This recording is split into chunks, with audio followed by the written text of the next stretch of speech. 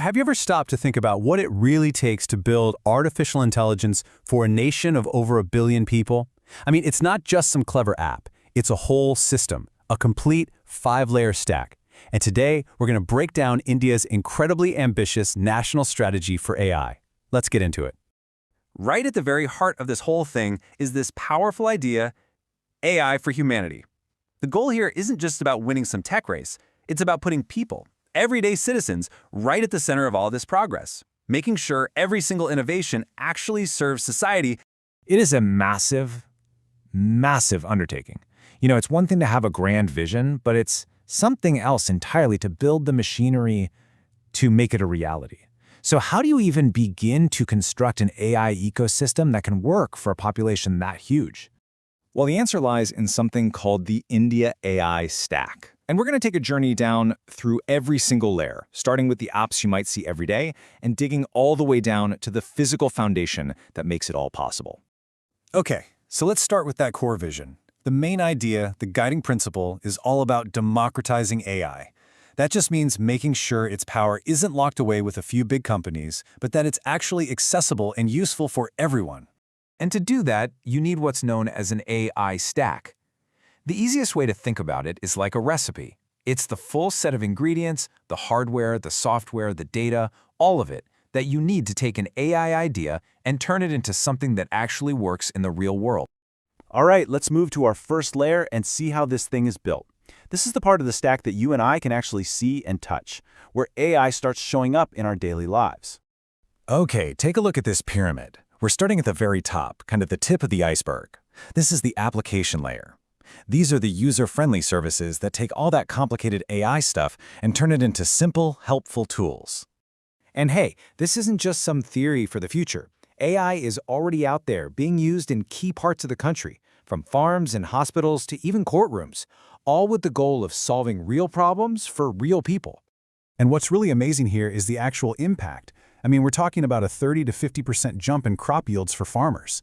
In healthcare, it's spotting diseases like TB and cancer earlier than ever before.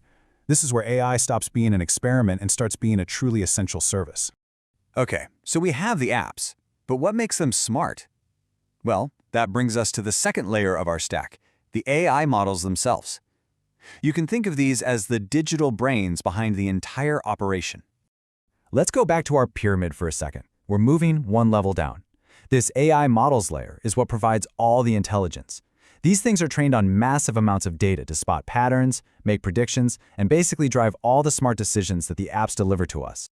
Now here is the crucial point. Instead of just using models built somewhere else, India is focused on building its own sovereign AI models. This means they are designed from the ground up for India's unique languages, cultures, and needs. It's all about relevance and self-reliance. And this isn't just one project. It's a whole ecosystem. You've got BharatGyan, which is building these huge India-focused foundation models. Then there's Bashini, which has over 350 models just for Indian languages. Amazing. And India AI Kosh is like a national library with thousands of datasets and models ready for anyone to use and innovate with. So we have the apps and we have the brains. But to train those giant AI models, you need a staggering amount of processing power. And that brings us to the third layer, the compute. This is the muscle that drives the whole system. Right, back to our map. We are now smack in the middle of the pyramid, at the compute layer. This is where all the heavy lifting happens. It's the raw horsepower from thousands of advanced computer chips that crunch through all that data to make the AI models learn. Getting access to this kind of computing power has always been a huge hurdle. It's super expensive and usually controlled by just a few big tech companies. So India's strategy tackles this head-on, with a focus on 3 key things: building massive scale, slashing the cost, and making sure everyone can get access. And this slide really puts that scale into perspective. The government is building a shared national pool of over 38,000 GPUs. That's a huge number. And this resource is available for startups, researchers, you name it, basically lowering the barrier for anyone to build world-class AI. And just look at the difference this makes in cost. Globally, renting this kind of power can set you back over 200 rupees an hour. The goal with the India AI portal is to get that cost down to under 100 rupees. That is an absolute game changer for democratizing innovation. Okay, we're almost at the bottom of the stack. all of this digital magic needs a real, physical foundation to run on, and that brings us to the last two layers, the infrastructure and the energy that powers the whole shebang. Here we are, at the very base of the pyramid. This is the bedrock. Seriously, without massive data centers, fast networks, and a reliable power supply, none of the other layers could even exist. Everything else is built right on top of this. A simple way to think of it is this. Data centers are where the AI systems live, and the networks are the digital highways that move all that information around. And the energy layer? Well, that's the power grid that keeps the lights on for the entire digital nation. And the scale of this foundation is just enormous. Data center capacity is set to grow tenfold by 2030. What's really important is that this growth is being powered more and more by clean energy. Over half of India's installed capacity is now from non-fossil fuels. Plus, the grid is incredibly reliable, which is absolutely critical for running AI 24/7. So, we've journeyed all the way from the apps on our phones down to the power plants feeding the grid. Now let's zoom out and put it all together. And this is the key takeaway. It's not about any single layer by itself.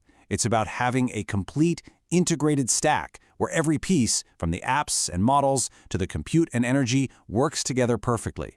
This is what it actually takes to deliver on that original vision of democratizing AI for all.